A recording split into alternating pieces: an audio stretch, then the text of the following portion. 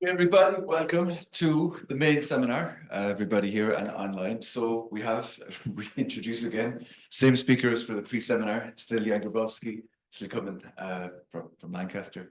And here we'll now speak for the main seminar about what cluster theory can do for noncommutative. Thank you very much. So those who weren't in the pre-seminar, don't worry, I'm just going to pile straight on. We will see some things reappear. I'm going to take a slightly different, more meandering approach to the first bit of the talk, a bit more motivational in some ways, and be a little bit less specific. But then I want to talk about two projects with co-authors that sort of give some indications of what cluster theory might actually potentially do in sort of settings other than for it and of itself. So I'll try and draw a sort of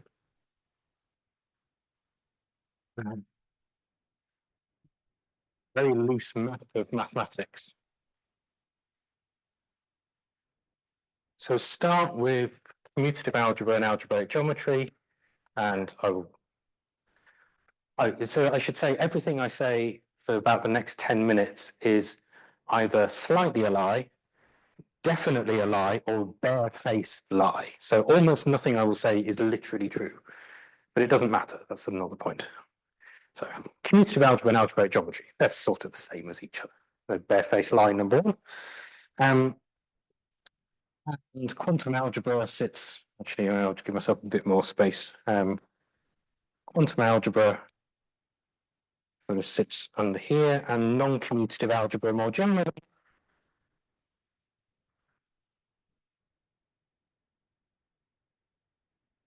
sort of sit down at the bottom here in this picture.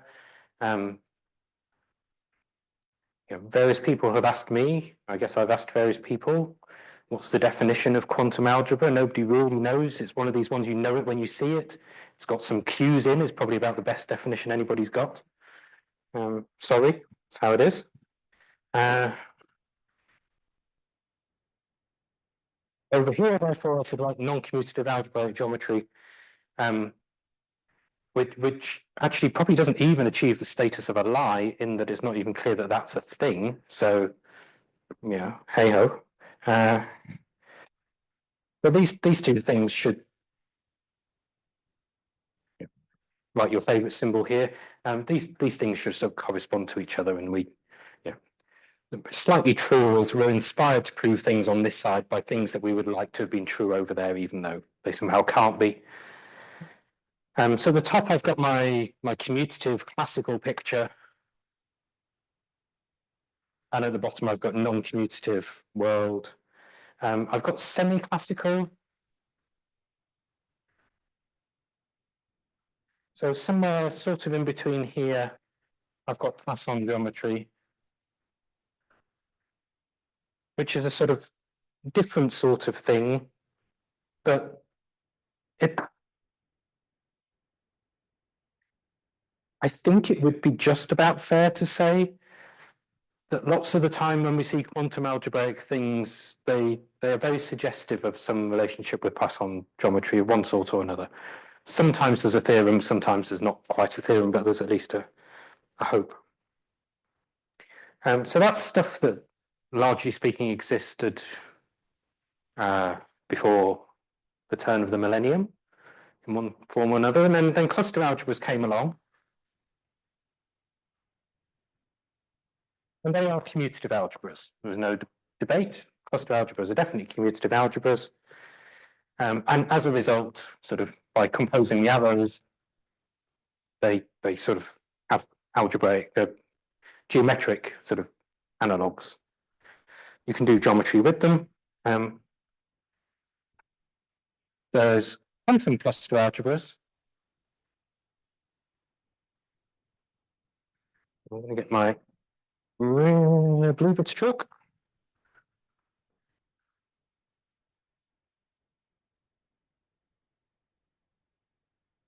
And I'm quite deliberately drawing a very small arrow between these two things to indicate that they're very closely related. Some people in the room have a sense of what I mean by that now. So quantum cluster algebras belong to quantum algebra. They also, I'm going to write a bold rather than a dashed arrow. They really have a strong relationship with Poisson stuff. I'll mention it in passing along the way twice, I think. So one other thing I want to point out, or two other things I want to point out. I want to put cluster varieties into the picture. So cluster varieties belong to algebraic geometry and Poisson geometry sort of at the same time, and are closely related to cluster algebras, but I want to put something else in the middle there, so I'm not going to draw the arrow.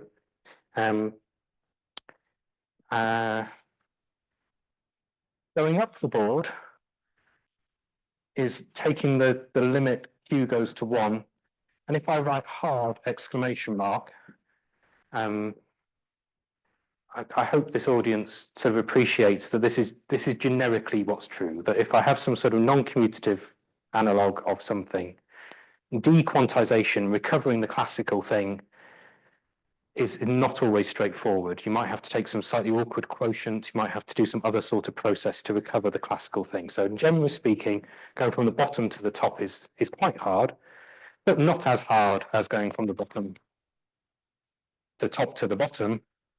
1 goes to Q is very hard, right? So this many of us know, if we want to quantize things, that's just difficult, like always. Okay. As a slight aside, but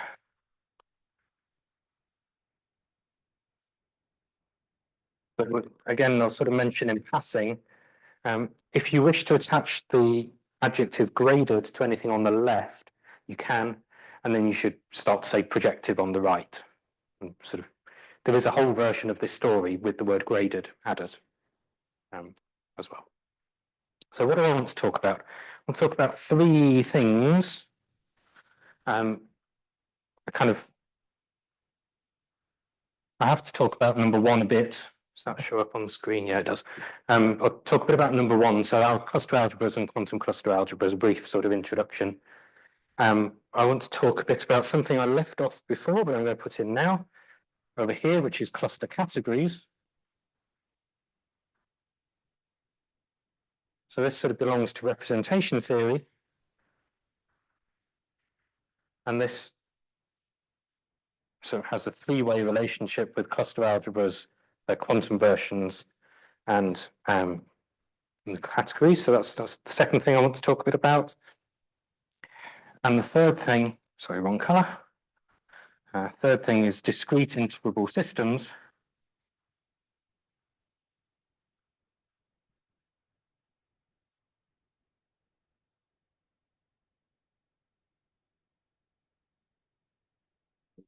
Also,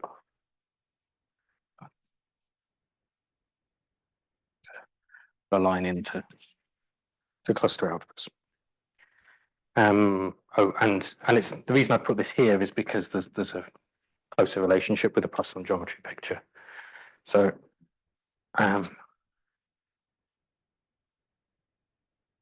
number 2 is going to be about work with Matthew Pressland, currently in Glasgow on his way to France. And the other, number 3, is with Andy Hone in Canterbury in Kent in the UK. And my, until very, very recently, PhD student Woo-Kyung Kim, who is on his way to Japan, or will be very shortly. Okay, good.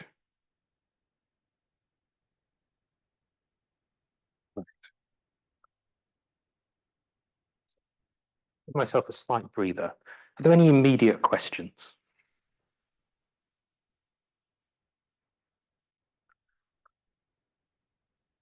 Does anybody have a favorite thing that's missing from this picture that they would like me to try and insert?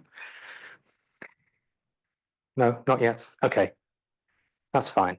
Right, in which case, I shall press on and talk a little bit about cluster algebras and quantum cluster algebras. So this is the bit where if you were in the pre-seminar, You can relax ever so slightly because this is the example we looked at towards the end of the pre-seminar, but that I'll cover. So this is definition by example. The formal definition of a cluster algebra or of a quantum cluster algebra is, it takes an hour to write down by itself, and it's really not great seminar material. So I'm not going to do that. I'm going to define by example. So the example is going to be the quantum coordinate ring of 2 by 2 matrices. And this thing has and because I'm very lazy, I'm going to start abbreviating cluster algebra to CA and quantum cluster algebra to QCA. So OQ M22 is a quantum cluster algebra. It has I prefer the phrase has a quantum cluster algebra structure. So one of the things about being a cluster algebra or being a quantum cluster algebra is that it is a choice of presentation. It's a particular way to write down the algebra you care about. And so what I'm saying here is this is a valid choice. There could have been other choices that gave me the same algebra. But this one is a valid choice. So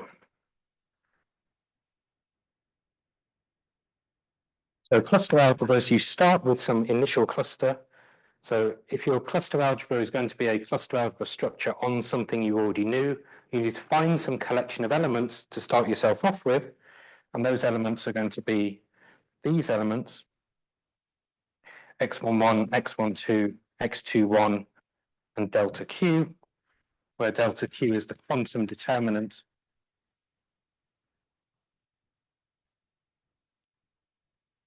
So quantum 2 by 2 matrices is an algebra that's generated by the quantum matrix elements xij, modulo some relations. But these are the only collection of elements I'll need for this example. So I choose these 4 elements. And to these elements, I associate some extra data. So I've got variables and an exchange either quiver or matrix, depending on which you prefer to write down. So the matrix would be this matrix. It's an integer matrix, and somehow the top bit is special. This 0 represents a 1 by 1 skew symmetric matrix. There aren't many of those. So this bit is skew symmetric.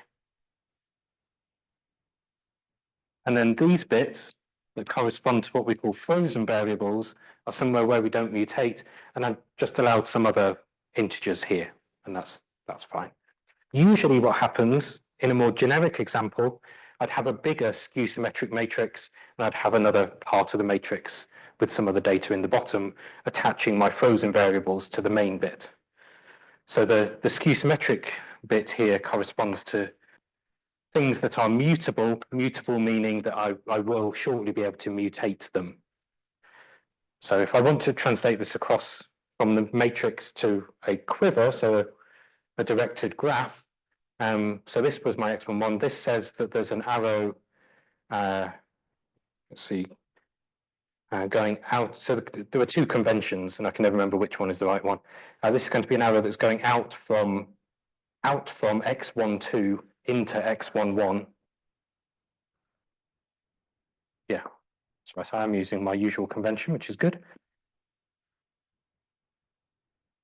So these are supposed to be frozen, so I pop a box around them so I don't forget.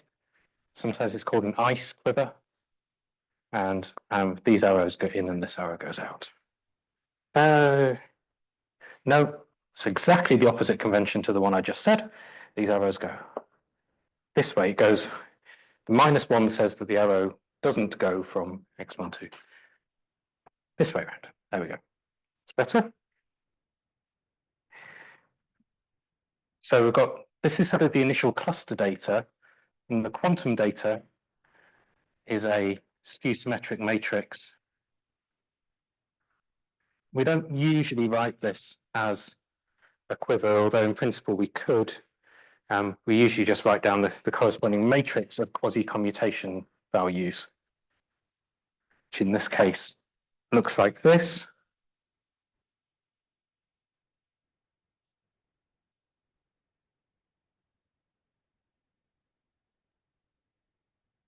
encodes quasi-commutation.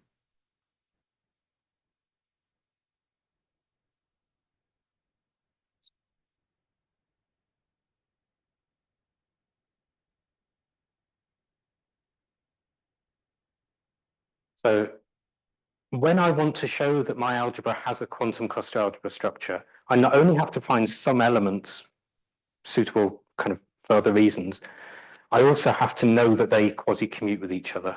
So not everything in this ring quasi-commutes with everything else in this ring. But if I find I'm looking for nice collections of elements that do quasi-commute, and I can find them. It turns out many of these examples for sort of quantum geometric reasons have close relationships with quantum affine spaces or quantum tori. There are actual legitimate geometric reasons why that ought to be the case. So we require that B transpose times L is well, I'm going to write it like this, but sort of the general thing is also what you want. You're supposed to get, you do B transpose times L in for a general B and a general L, and you get a scalar multiple of the identity matrix. But you almost always get 2 times the identity matrix, and you get a big block of zeros for the other part. And this is called compatibility. So this is another bit of stuff you need to find. And then the exchange relation. So from B and L, we get the exchange relation. So I'm not telling you how to construct, but it says that the new variable I get under this mutation operation is going to satisfy this particular equation. X11 inverse delta Q plus Q X11 inverse X12 X21. If I find my bits of color. So ignore the X11 inverses. If I wasn't in the non-commutative setting, I would just have it over on the left-hand side of my equation. But in the quantum case, I need to make sure it appears in the right place. It does appear on the left in both cases this time. In general, it could appear in the middle of these monomials because there's some sort of ordered basis thing going on. But that's a mild technicality. But this is a product over the things coming in, and this is product over things going out. So all my relations in cluster algebras look like this. There's the division through by the thing that I want to replace, and a sum of 2 monomials coming from arrows in and arrows out. Okay, that's a very quick sketch of, I failed to give you the punchline. You can compute and check this is equal to x22, and if you try and do this process again, so you change B and you change L according to some rules, get a new cluster which now has x22 in it instead, and you try and do mutation again. In this case, it'll take you back where you started, because it turns out this is a very small cluster algebra. There are only 2 clusters. They just interchange each other. In general, they're much bigger. You get some finite collection of clusters that are all interchanged with each other, or indeed infinite type, where you start with your 1 cluster and you just keep mutating and you follow down a giant tree and you can just keep going forever. All those things can and do happen, even in mild examples. So let's see. So for OQM, well, what's the minimum one going to be? 3, 6, or 3, 9. Yeah. So for 3 by 6 quantum matrices, this already is into the infinite type sort. You get infinitely many cluster variables of arbitrarily high degree. So those things do happen regularly. All right. So from this, I want to make a couple of observations. How do we dequantize? How do we take the classical limit Well, I lied once already today in the pre-seminar and said you can just take Q equals 1. Well, this is true, actually. It takes a bit of proving that this is valid, but this is true. Slightly better, slightly more honest, is to say just forget the data of L and just do the construction without L, and you get the commutative cluster algebra. So that's slightly more the case, because if you notice in here, there are two choices I can make to make this look like the commutative relation. I can either take Q equals 1, in which case no matter what L is, I still get 1, or I can not have L's at all and just omit that bit. So this is, forgetting L is a slightly more honest answer, but Q equals 1 actually also works. It's kind of weird, but true. What about quantization from the commutative cluster algebra to not? So the commutative version is just where I don't have L. Quantization, find L such that BTL is twice the identity and a zero block.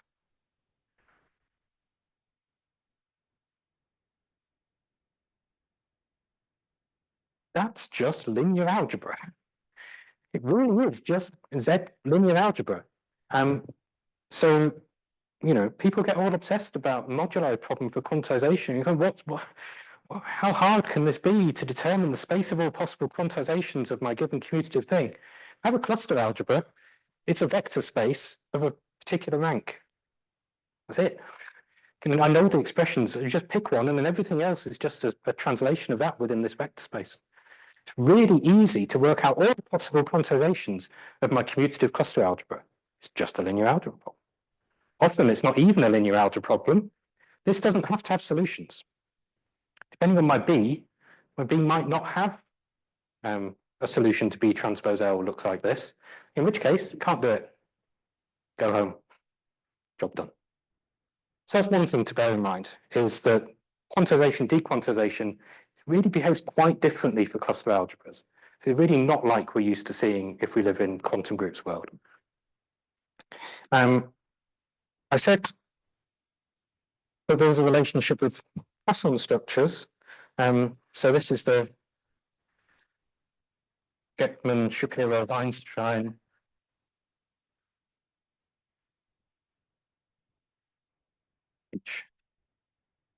Sort of setup.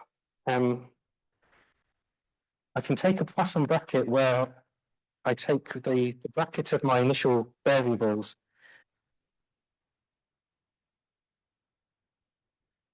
to be determined by this matrix L. So if I have a quantum cluster algebra, or even if I didn't go as far as creating a quantum cluster algebra, I just have a compatible L, B transpose L is twice the identity and zero block. There's on the corresponding torus, so in the commutative setting, I get these variables that are generating me a torus. I can give it a Poisson structure from this skew symmetric integer matrix. And it turns out that this compatibility condition is exactly equivalent to well, let me say our version of the statement and then explain what it means. Every cluster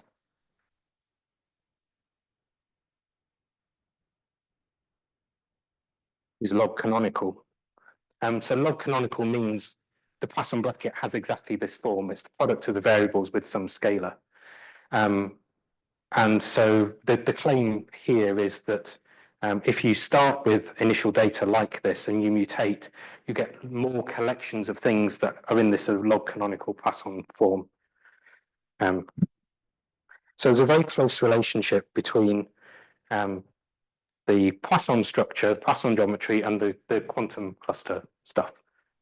Yes.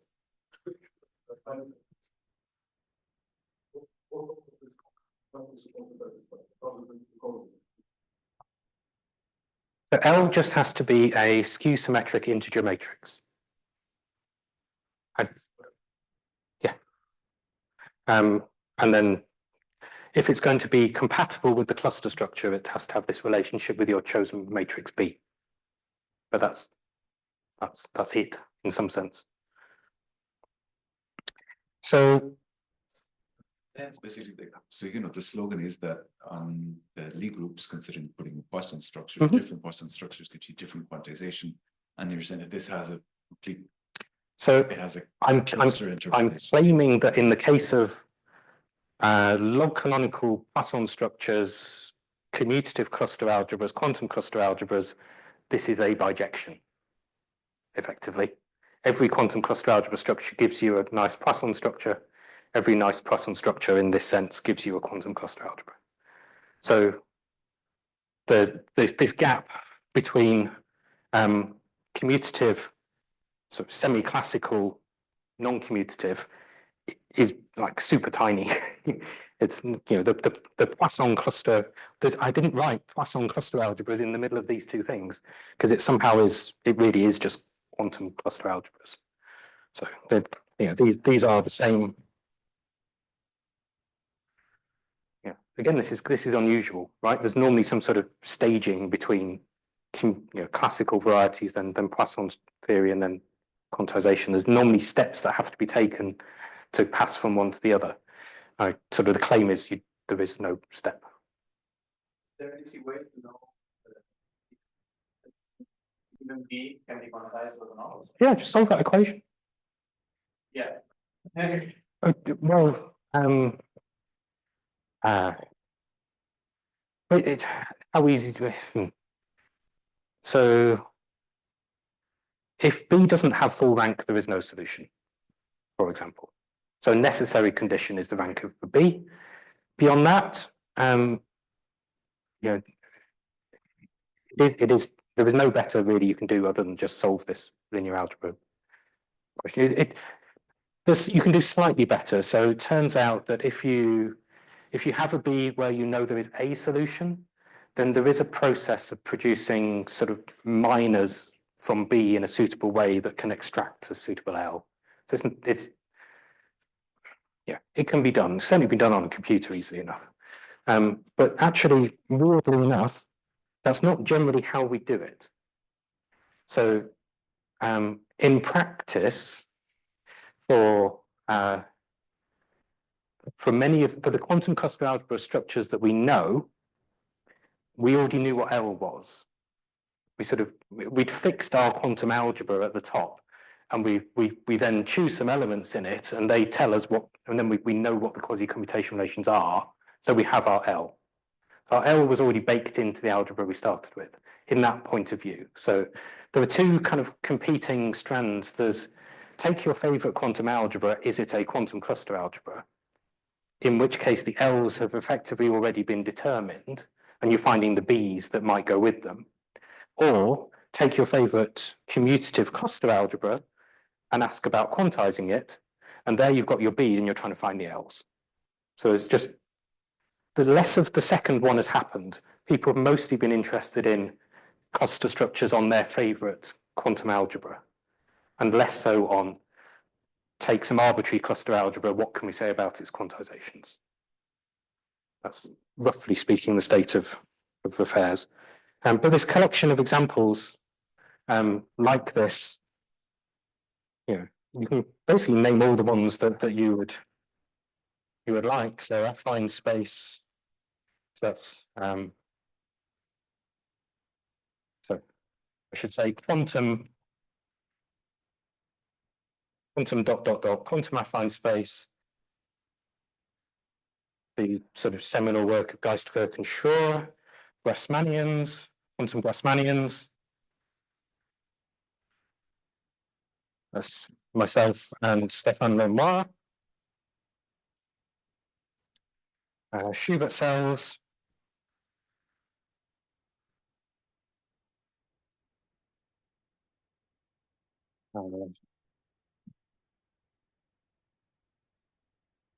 So the GLS, but it's sort of extended by Godot Yakimov.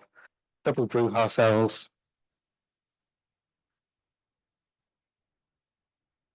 That's Godot and Yakimov again. Partial flag varieties. That's only partially known. And type A, and this is Jensen. and Sue, and there's some work in progress on the other types. So, but all of these are quantum cluster algebras.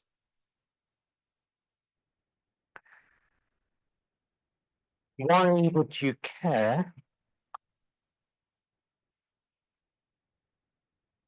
So, a meta theorem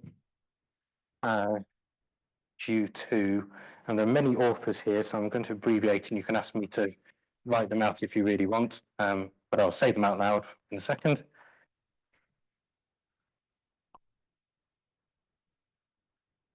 Weirdly, lots of people who work in this area have a K for their surname.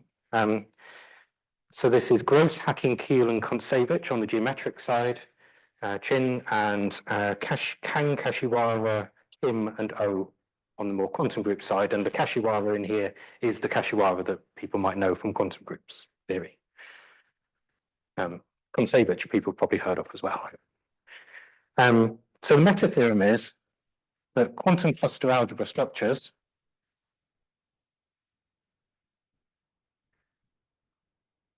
give rise to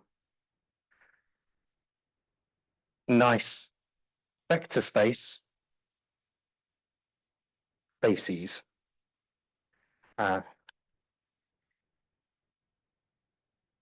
In the Lie theoretic cases, so see that board and similar, these are, it's only a very mild lie.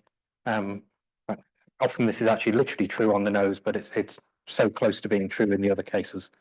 It's fine. These are the dual canonical bases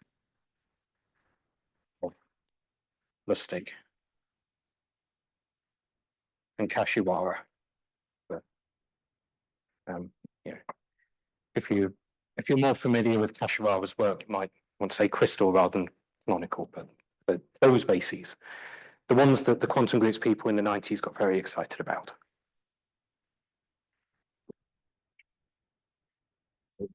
I cannot explain this theorem in anything less than probably about 2 hours, but I can probably just about sketch what the idea is in 30 seconds. You take all of these clusters that you get, these are nice sub-collections of elements, and you form monomials, but you don't just take any old monomials from your algebra, you're only allowed to take cluster monomials, which is a monomial formed by elements that sit in the same cluster as each other. Take all of the cluster monomials, they give you bases, and it turns out they can give you canonical bases. We've got to be careful and say dual canonical bases.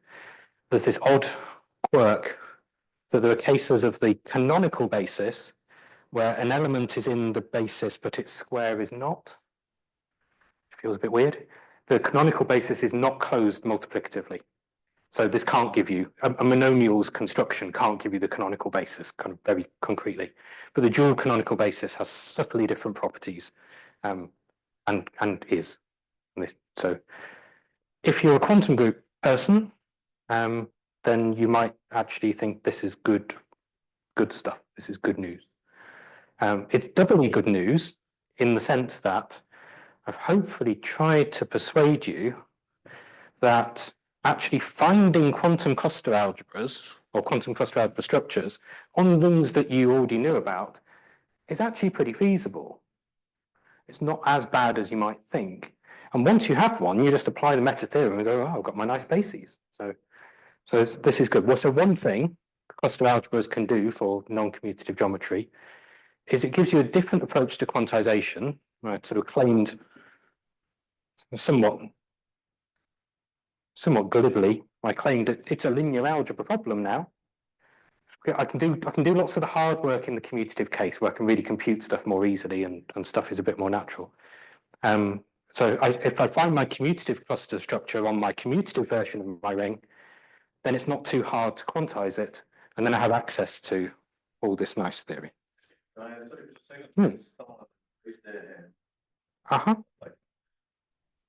Hello. So in the quantum enveloping, can you hear me? Yes. Okay, great. So in the case of quantum enveloping algebras, the the Lustig bases come with some convex ordering. They are related to some convex ordering data. Is it the case also in this more general picture? Do you have something like that? Some notion of particular ordering or some combinatorics that is related to this? Or can I see like these notions of convex ordering in some cluster algebra setting somehow? Sorry, it's a big question, but I have a big understanding. Yeah, and you might or might not like this answer. So one thing I'm not talking about is that another thing I could have put in my big diagram at the start, but I didn't, is underneath all of this is some quite sophisticated tropical geometry. And some of the things about the ordering properties for the canonical basis are reflections of some tropical geometry. So the tropical geometry that you get for cluster algebras is sort of probably best described as being almost toric geometry, because your commutative cluster algebras are well, your cluster varieties literally, but if you sort of pass between coordinate rings and in the usual way, what you're really doing is gluing a whole bunch of tori together with some birational maps. And so you've got loads of tori around, so it's not really that much of a surprise that what you get has lots of flavors of toric geometry to it. And tropical geometry is meant to be a slight extension of the combinatorics, of fan combinatorics and lots of nice diagrams and things you can do in tropical geometry, in toric geometry, and then in tropical geometry are sitting underneath this cluster picture. So there is, it's probably at the meta theorem level again, but it is probably true to say that the tropical picture underlying cluster algebras is explaining some of that structure that you see for canonical bases. Okay, I see. I see it. So that's yeah, that's a bit vague, but hopefully it gives you a flavor of Yeah, thank you. okay, great, thank you. Right. Okay. I'm going to move Hello. on. Can you We please, have another question. yeah, actually, can you please tell me what do you mean by the cluster is log canonical? So a definition. So log canonical means that the Poisson bracket. So I've sort of hidden some stuff away that you're supposed to think of having taken log of something. If you set this up in the right way. So this phrase log canonical is a name that Geckman, Shapiro, Weinstein attached to Poisson structures of this form. It's explained much better because they understand Poisson geometry and I don't in their book. So they have a book about cluster algebras, which I strongly recommend. Okay, I Okay. see. Thank you a lot. Okay. I'm going to change pace, well, not speed, but sort of take a jump across to something a bit different. And this is probably not necessarily as familiar to some other people. So I think what I'll do is I was going to start by stating the theorem and then showing you a bit about how to prove it. I'm going to state the theorem and maybe be a bit sketchy about the proof. And if somebody wants me to go into more detail, I'm happy to. But I want to get the theorem on the board to start with. And I'll say a bit about some of the components that are in the statement. So this is going to be about cluster categories. So this is a bit more representation theoretic. And what I want to do is I want to try and explain the following result, which is a recent theorem, not yet public. I think one of us at least has talked about it somewhere before, but this is not far off its first airing. A theorem of myself and Matt Pressland. So I'm going to state it and then I'll come back to say what some of these words mean. So let E be a Hom finite, exact, cluster category with a weak cluster structure.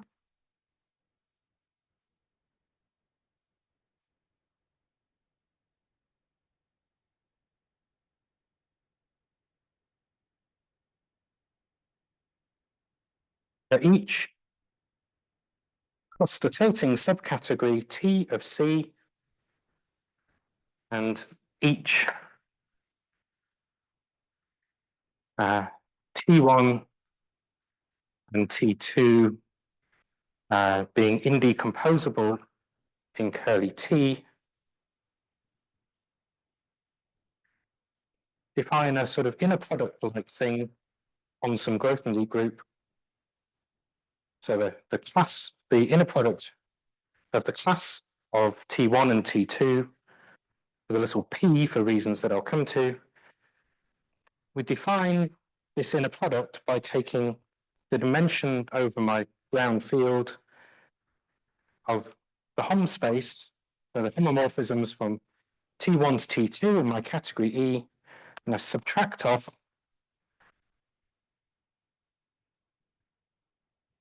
the dimension of the Homs in the other direction.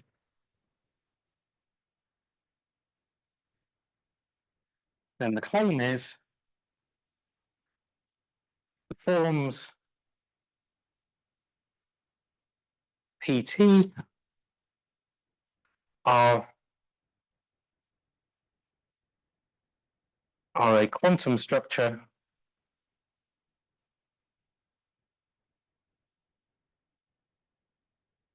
for P.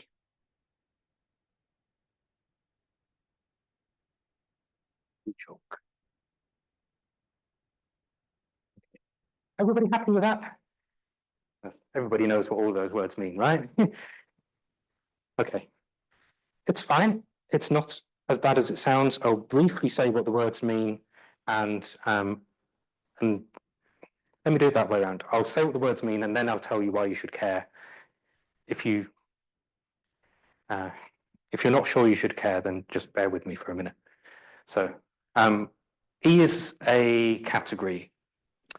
It's Hom finite, which means that all of the homomorphism spaces between objects of this category are finite dimensional vector spaces. This is a category over some field K. So it's Hom finite. This is some finiteness restriction on how big this category is. It's exact. So exact means that you have exact sequences. Given objects, so you declare some class of exact sequences and they behave the way you think they should behave. You can form X groups and so on. Representation theorists like this sort of thing. Cluster category is a bit more complicated. Cluster category requires a few extra fancy words. So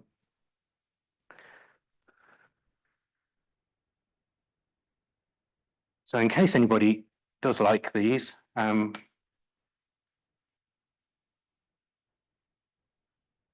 it should be a Kroll-Schmidt category, meaning that the Kroll-Schmidt theorem holds in it.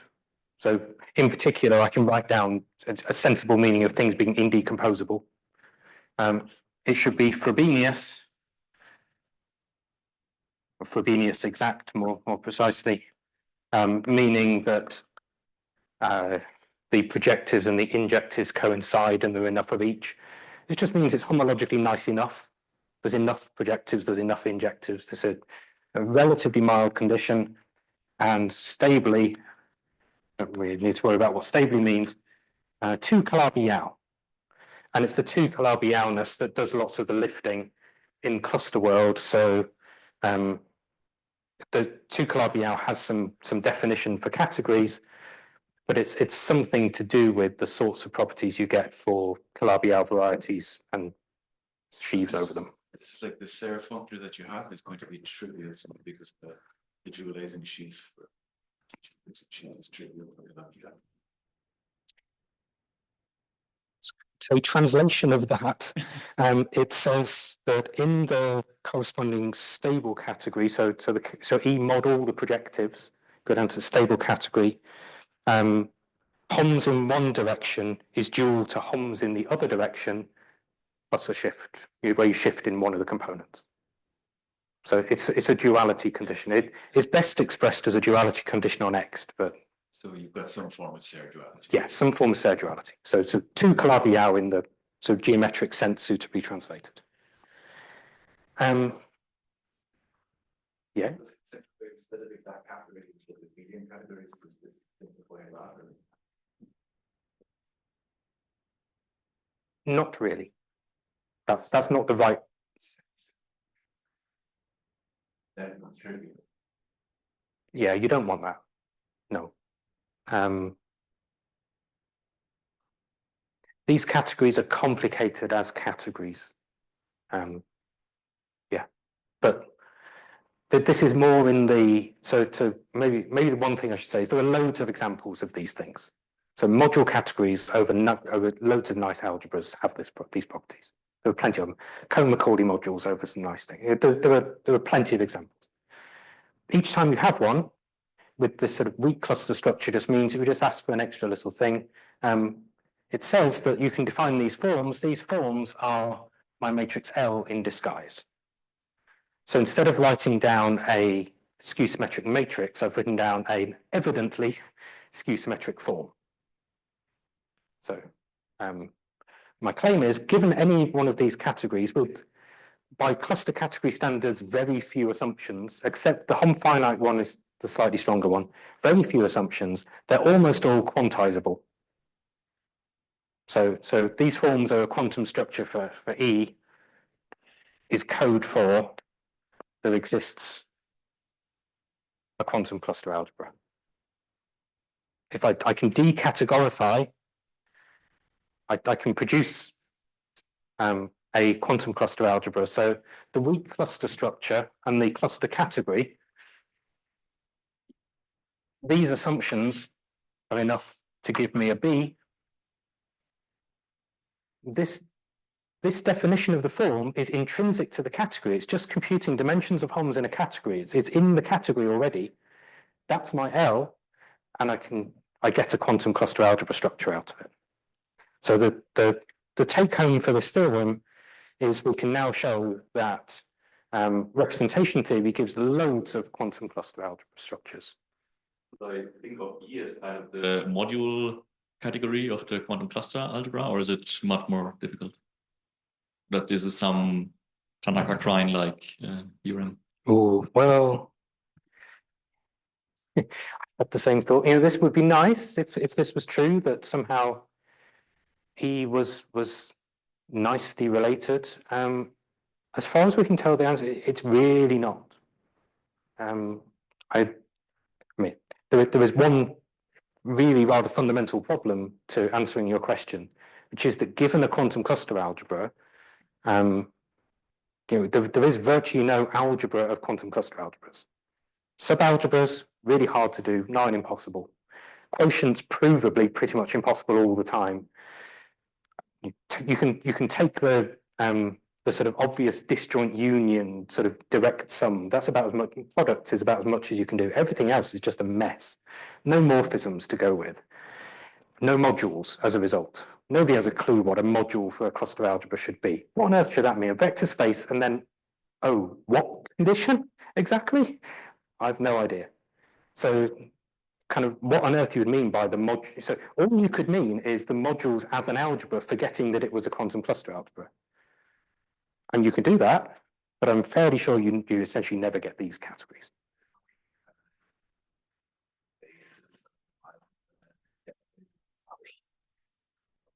If anybody knows how to do it, I'm quite happy to join in trying to work it out. But at the moment, the answer is nobody knows. These categories are not really like. So you get a weird thing that happens where is that so for example, examples of categories like this are certain subcategories of the category of modules of pre-projective algebras. The pre-projective algebras are nice finite dimensional algebras defined by quiversant relations.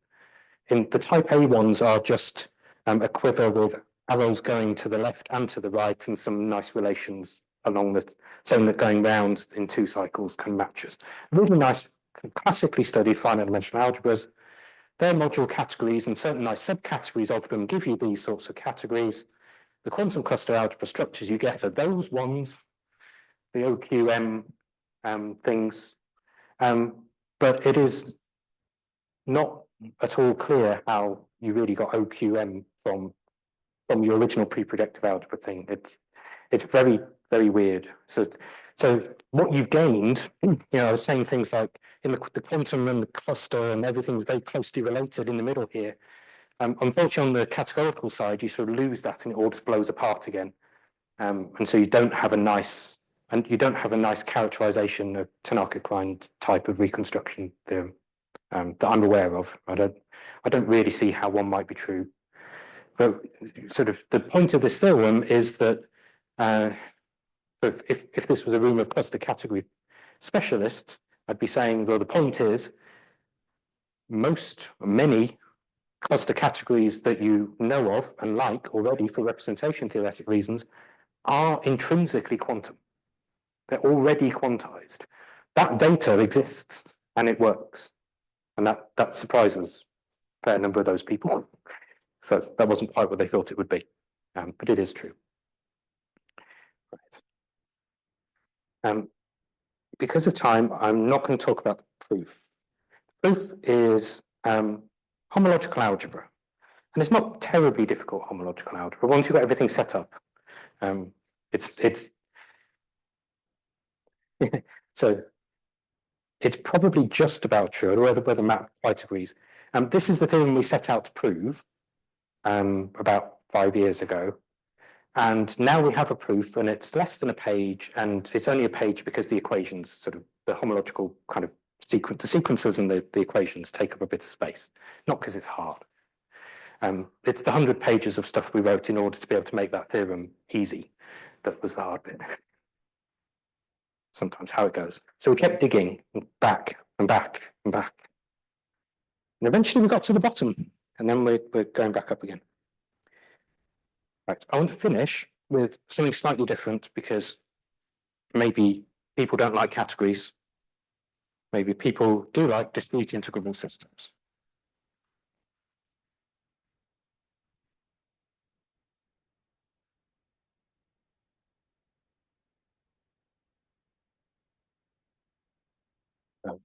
I apologize, I haven't timed this very well, and this is going to be more sketchy than I would like.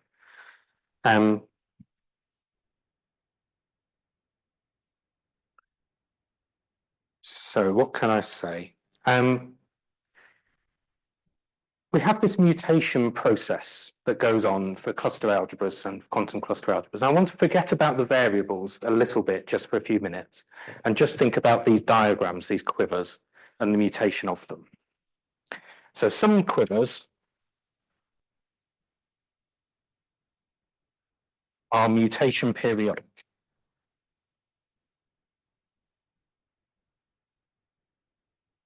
So I haven't told you the rule for how to mutate quivers. So you're just going to have to take it on trust that if I have this quiver with 2 vertices and 1 arrow, and I do mutation at vertex 1, the quiver I get is actually the opposite quiver. So the arrow reverses itself. In general, more complicated stuff happens. Oriented 3 cycles appear and other things disappear and so on. It's not always this simple.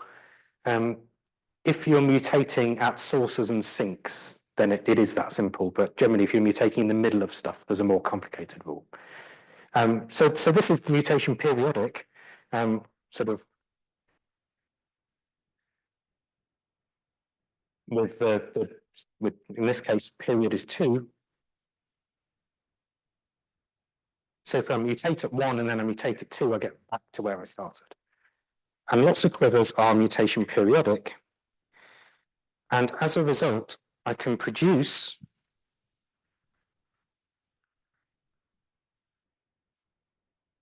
I want to say this.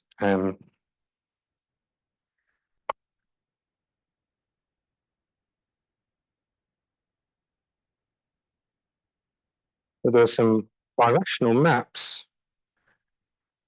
So what I think of my initial cluster as corresponding to some torus, and if I have a mutation periodic quiver, I sort of claim that this is a way of coming back to my original. It looks like I'm sort of coming back to my original cluster, although I'm not exactly on the nose. So although the mutation of the quiver is periodic, the mutation in the cluster algebra with the variables, that's not periodic. But I can sort of say, okay, well, that tells me some sort of birational transformation between the beginning and the end. So I know I get back to the same quiver, but I've got a different collection of variables, and that defines me birational maps on a torus, some birational map phi, and sort of, because my quiver is periodic, phi of q is still q. So sort of, I've got some sort of fixed quiver, and the mutation process is generating me a bunch of these birational maps. And this is what is at the beginning of discrete integrable systems. So if I go back to the Poisson picture here, I talked briefly about the Poisson picture, and now I can write down something that probably will help the question from before about log canonical.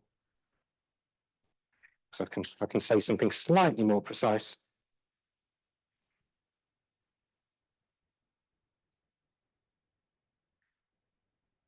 So we have this log canonical Poisson bracket. There is a corresponding pre-symplectic form.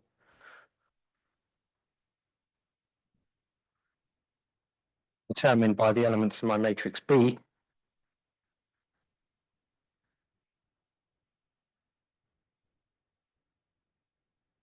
So I can also write this as sum over I less than j, bij, d log xi, which d log xj. And this is where the name log canonical really comes from. And we saw that this data is then compatible with cluster algebras, and we can ask about, we can think about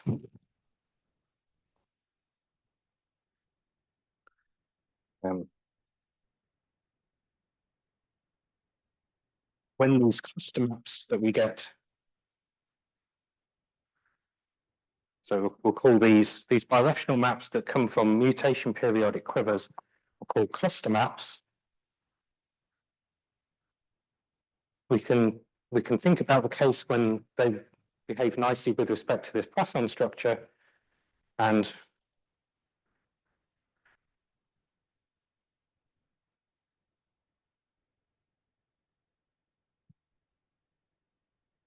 we can ask about integrability.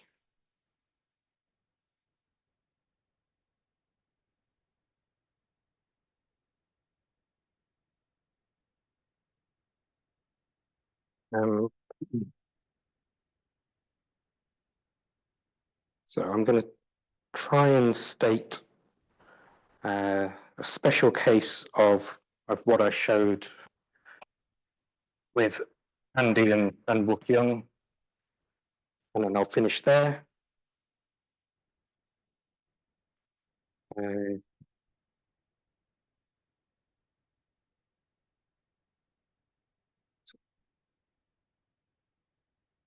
This is again a sort of meta theorem, in that it means I'm not being very precise. For type, I'm going to say for 6 because that's easier for me to be a bit more concrete. For Dinkin quiver, type A6, which is periodic.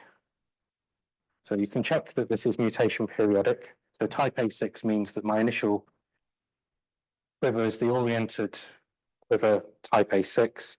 This is mutation periodic, and the theorem is that there exists a deformation of the cluster algebra of type A6. What do I mean that the cluster algebra is type A6? That my matrix B is sort of is the matrix you would expect from the quiver in the obvious way. So this exchange, the quiver associated to my exchange matrix is this A6 quiver. There is a deformation of the cluster algebra of type A6, and the deformation sort of deforms the exchange relations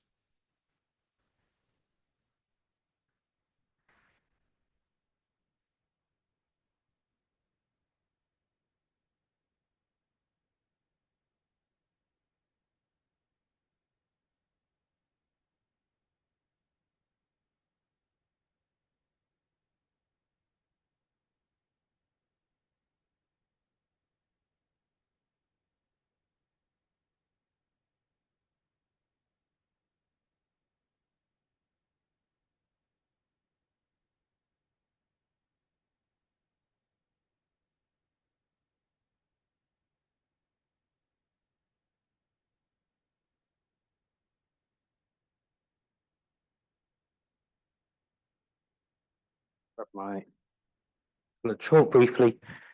These would be the normal exchange relations for type A cluster algebras, except that we can deform by putting in some extra elements here.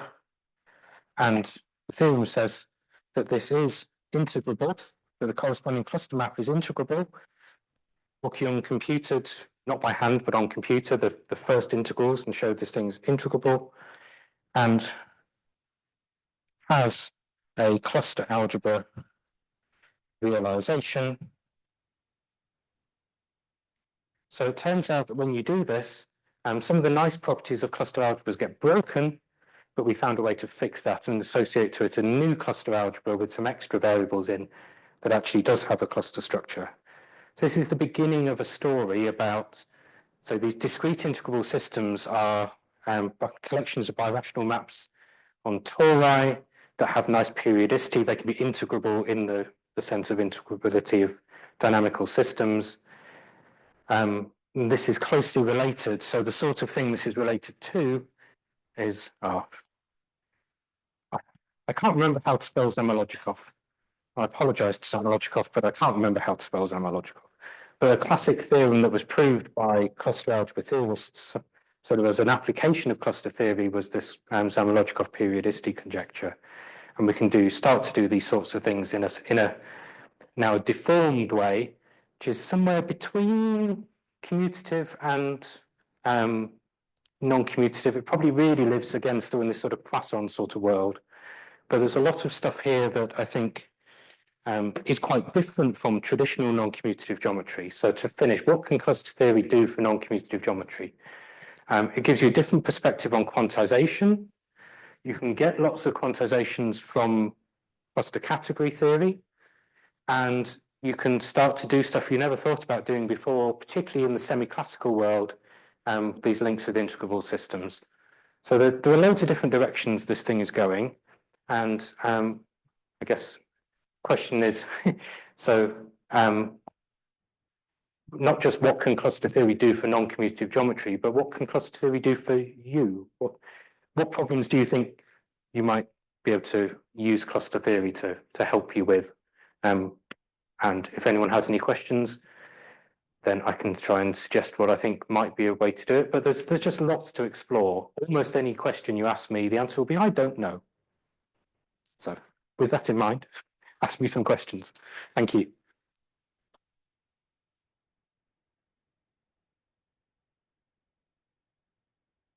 Very much for a great talk. So do we have questions from the audience maybe first? Go for it. Yeah. Yes, I have a question. One I've heard.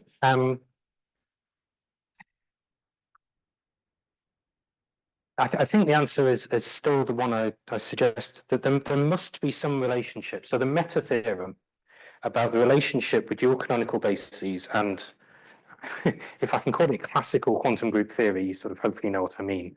So the theory of quantized enveloping algebras and coordinate rings. The fact that there are those connections, that the combinatorics really seems to give you the right combinatorics that you want. it must be the case that something nice is happening with the co-structures that sit around there. One thing I didn't say that maybe I sort of could have said, but it sort of belongs to a slightly different regime, is that many moons ago, the reason I got into this game in the first place was I was doing quantized enveloping algebra stuff, and I was proving a result in my thesis along the following lines. See if I find a space somewhere to write it down.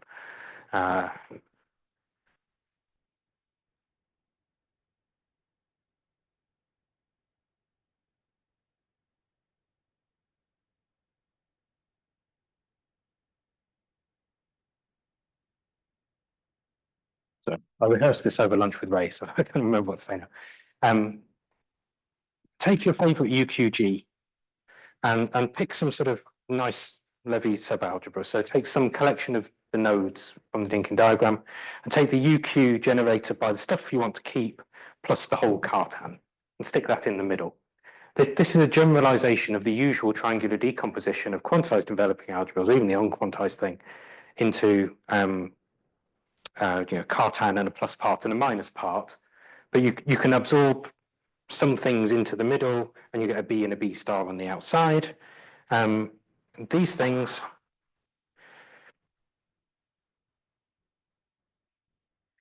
are braided groups, if you like that term.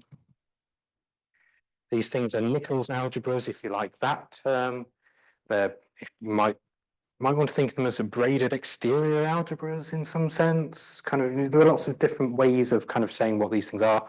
But the point is that these are quantum cluster algebras, naturally, really natural way. But that sort of came later. It turned out that I was working with these things anyway, and I computed some stuff and thought, oh, maybe these have quantum cluster structures, and they do. That's the statement which, vanished over there. It was the claim that Goodall and Yakimov proved things about quantum Schubert cells, because actually that's really, in some sense, what most of these are. But these things have more structure than just the algebra structure. They have really nice module structure module and co-module structure coming from this decomposition. They are Nichols, so they have what kind of braided co-products on them, sort of close, something close to that. And the obvious question that I should have answered by now is, what's the relationship between the quantum cluster structure and the existing Hopf kind of collection of structures? And I never did that calculation. The honest answer. I'm thinking about doing it now. Several people have asked me to do it, so I'm thinking about doing it. For the moment, we don't know. Or if somebody does know, they haven't told me about it. Maybe a quick follow-up question. So for the quantum groups, kind of the important thing to know is the R matrix. So does the R matrix somehow appear here, or is it related to the other matrices that you have here? So one thing to bear in mind is UQG is not a quantum cluster algebra. Or at least I'm not aware of any canonical way in which it is a quantum cluster algebra. The cluster algebra structures and the quantum cluster algebra structures live on the coordinate ring side, so you should be asking about OQG. So kind of the first layer of the answer is not obviously so, because you're really on the other side. But then at the same time, the U and the O are so close. The quasi-triangular structure and the dual quasi-triangular. You have also an R matrix, so like on OQ SL2, you have also this R matrices. Yeah, whether you exactly. Whether you do quasi-triangular or dual quasi-triangular things. So it must be the case, I think, although I haven't written down the details, but it must be the case, I think, that really the quasi-commutation L matrix that is what that's supposed to be controlling. But the funny thing that's going on here is that there's this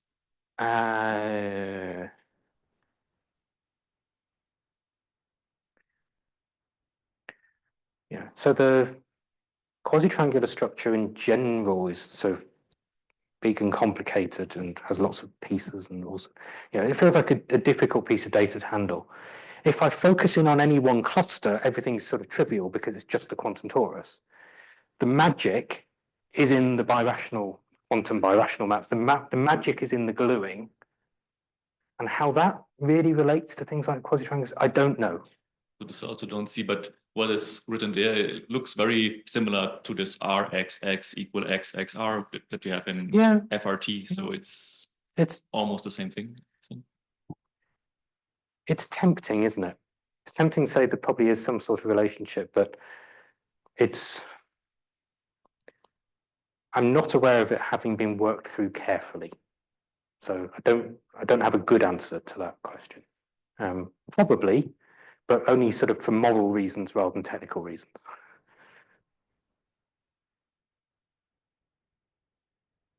More questions from the audience?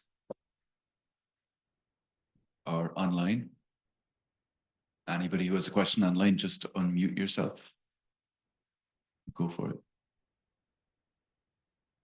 If not, then I have a question that's not so serious. But can you actually use cluster algebras to give a definition of what an integrable system is, so that we can finally understand what the hell it is?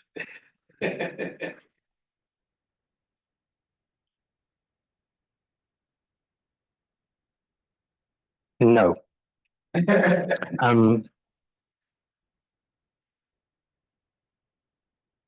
I wasn't holding out much hope. Well, and so I said integrable here, and I said we claim that some things are integrable. So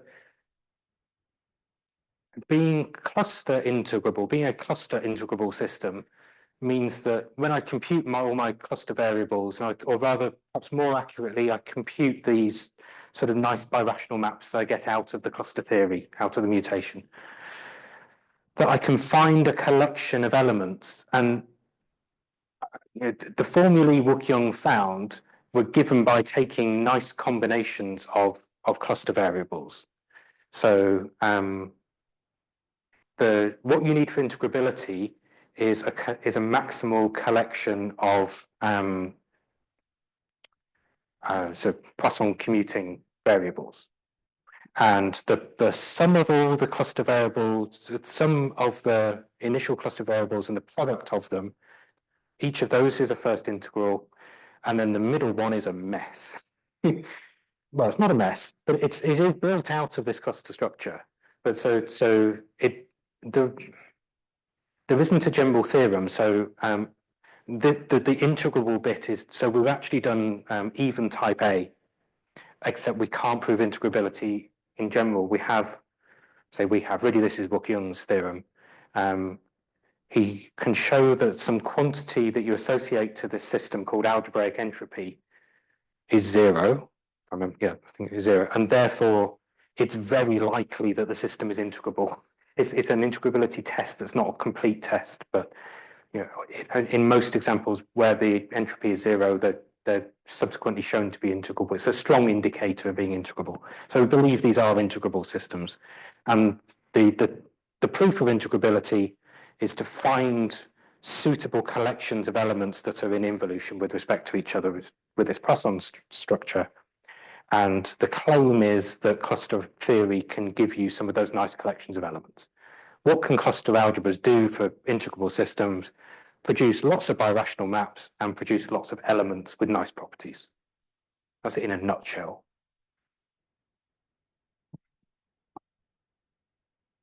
One very, very final question. So you're talking a lot of the quivers you started off with, but you're saying the quivers of Dinkin type have like this privileged position. They do.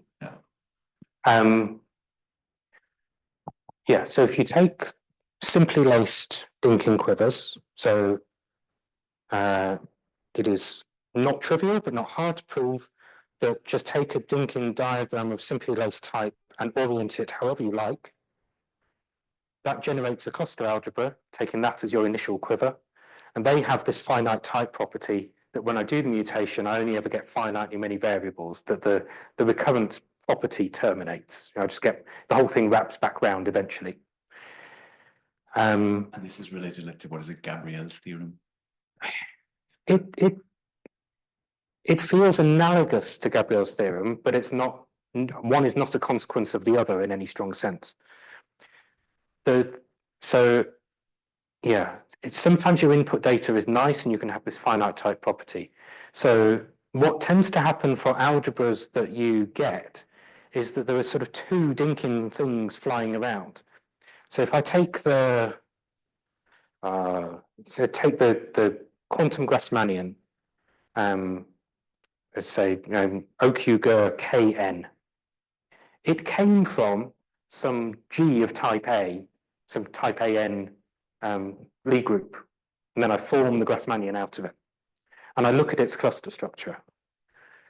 The quiver associated to the initial clusters for the quantum Grassmannian are not that original A. They're not type A cluster algebras at all. So for the 2n Grassmannians, they are. You get cluster algebra type A with some frozen variables, a bit like this.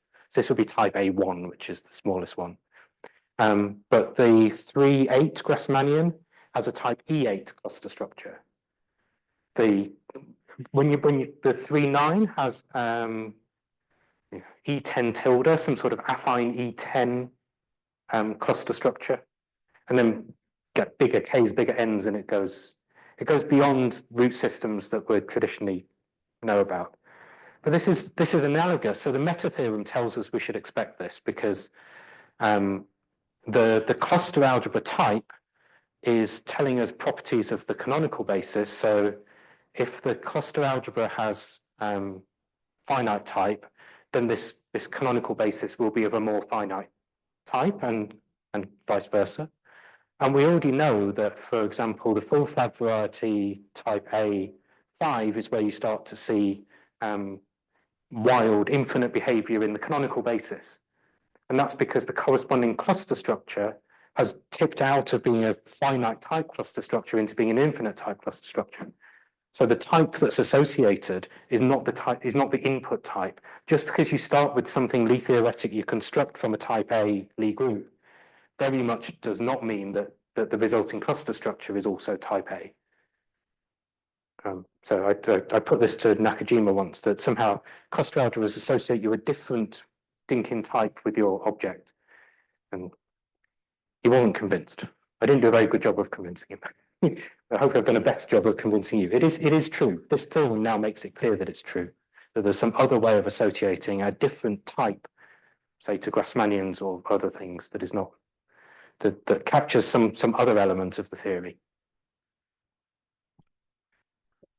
I guess then there are no more questions. I think we've gone quite over schedule. So yeah, we thank Jan again for a great talk. So as usual, we'll announce next week's talk. So next week we have, coming from IMPAN in Warsaw, we have Tatwamasi Amarutan, who will speak about boomerang subalgebras of the group von Neumann algebra. So hopefully we'll see you there.